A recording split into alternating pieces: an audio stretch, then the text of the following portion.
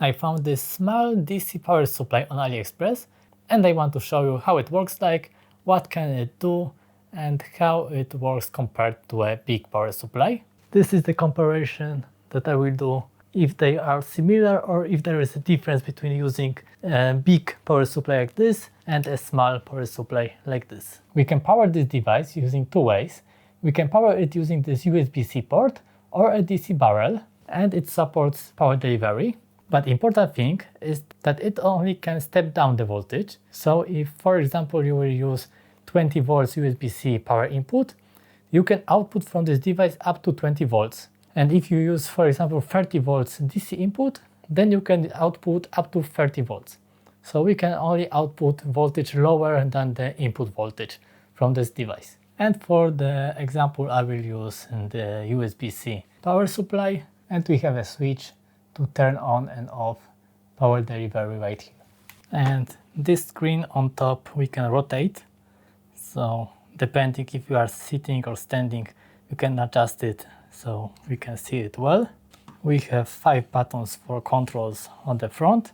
We have a scroll wheel for adjusting the voltage and current, and we have button to turn on and turn off the output. We receive the cables in the package that we can connect into those ports, but also we have screws right here for other kinds of connectors. And we have 2 screens available on this device. We have a graph, or we have a simple screen, and also we have a micro USB port on the back to connecting to the PC. I will show you what we can do on the PC later. And here, if we press this first button, we go to the menu and we can adjust settings. Here we have safety settings. Here we have system settings and information about this device. The second button, we can switch between memories. We have 6 memory slots right here. And if we hold this button, we can adjust the setting, the saved settings, all 6 groups.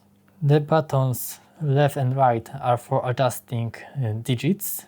If I go with the last button to editing voltage, I can move left to right using those arrows, and using the wheel I can move the values of the selected digit. And the same way we can control the current, because we have constant current and constant voltage modes in this power supply. And I will show you how it is working on an example of this LED. We just connect the cables and I press the button on the side to turn on the output, and here the outputs are also glowing, so we see that they are turned on, and we have power. We can see the current voltage, the current power. We can adjust this. For example, I want to change the voltage. I can, using the wheel, adjust it. If I go to too big voltage, now it is constant current mode. The voltage dropped lower because the maximum of 1 amp is now achieved. If I lower the voltage, now it is in constant voltage mode. And to turn it off, I can press the button on the side. And we have the second screen with the graph. So we can see on the other LED, this is the second screen. We can also control everything from here.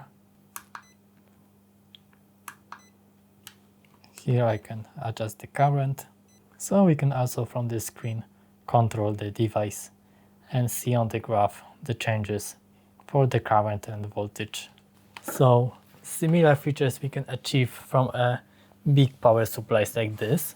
We power it from the 230 volts or 110 depending on the country, and we can similarly power, for example, this LED.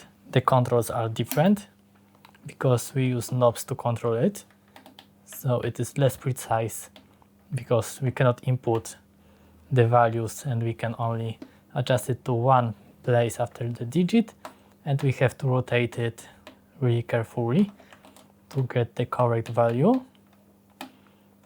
so it is harder. Now I want to set it to 9 volts. Okay, we have 9 volts. And the current is also harder because now I cannot change the current. It's not doing anything. I have to temporarily short the input and the output and turn on the output to adjust the current. And now let's set it to like 1 amp. Now I can disable it and connect this to this LED and turn on the output. And also here it is less precise. If I want to adjust, I cannot just move it like 1 volt down or 1 volt down. I can only move it how it would like to. If I go up, it will also go to constant current mode. So the controls are much different, but the result is the same, that we can adjust the voltage and the current, but the size is really different. Here you can see this power supply versus this power supply, and this one we have easier controls and more places after the digit, and it is much smaller than this one. The difference is that here we connect to the mains and here we need a DC source, but DC power supplies, even 100 watts, are not that big. They are maybe the size of this device, so we need twice the space, but it is still much smaller. And we also can connect this device to the PC and control it using PC. And let's show the PC. And one more thing, we can lock the screen if we press the button on the side for a few seconds. Now we have this lock icon and it is locked. We cannot control it, and if we press it again, it unlocks. And I showed it because when we connect this device to the computer and I press the connect button right here, now the device is automatically locked and we cannot control it using the device. We can only control it using the PC, and we have this icon right here that it is locked. And on the PC we have more options. We have basic options like controlling the voltage. We can set the voltage right here manually to what value do we want. So basic things we have, and the groups, communications, turn on and turn off the device we can write here and see the informations. And you also have the graph. But more interesting is right here in the advanced tab, because here we can set automation. We can set up to 10 positions. For each position we can set target voltage and current and delay between next positions. And we can set, for example, right here I have position number 1, 5 volts, 1 amp and delay of 1 second. Position number 2, 9 volts, 1 amp and delay of 2 seconds. And here we have manual and auto mode. And I set, for example, 10 cycles from number 1 to number 2. And I can start it, but to show it better, I will connect the LED light. And now it should blink 10 times. You can see 2 seconds bright, 1 second dim. 2 seconds bright, 1 second dim. And we also have a graph right here. We can stop it, we can pause it, we can skip the step, we can go to the next step. So nice feature that we can program the output, what it should do in one delay and what steps. We cannot do it on most of others power supplies. And right here we have this additional feature that sometimes is useful for testing the devices.